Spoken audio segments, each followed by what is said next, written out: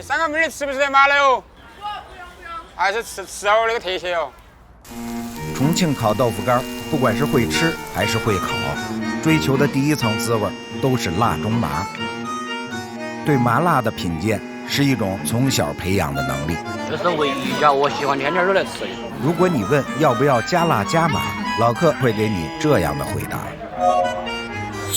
重庆人主要是吃麻，辣的话并不是说好辣，因为像湖南那边他们都是很辣的，他们是辣在胃痛，重庆是辣在嘴皮痛。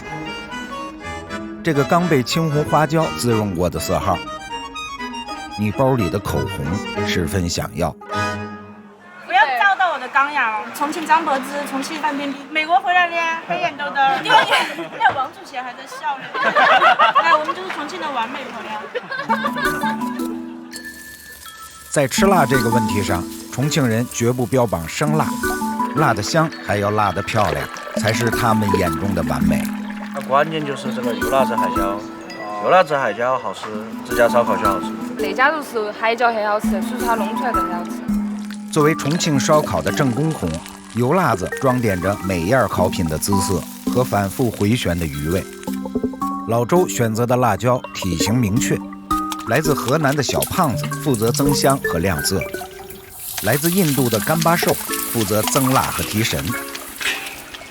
两种辣椒分别爆香后混在一起降温。手冲辣椒是个体力换滋味的过程，想得到口感立体、吃油更深的辣椒碎，必须放弃机械碾磨。过油的一瞬间，焦香飞起，辣味腾空。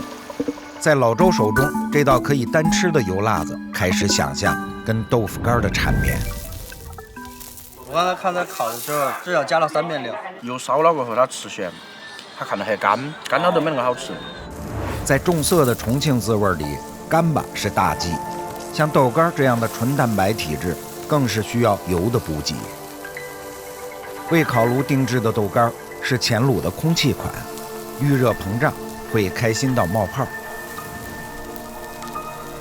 为了到达理想的口感，起酥的表皮也必须不停地喂油，必须亮到发光，才能收获酥脆的油香。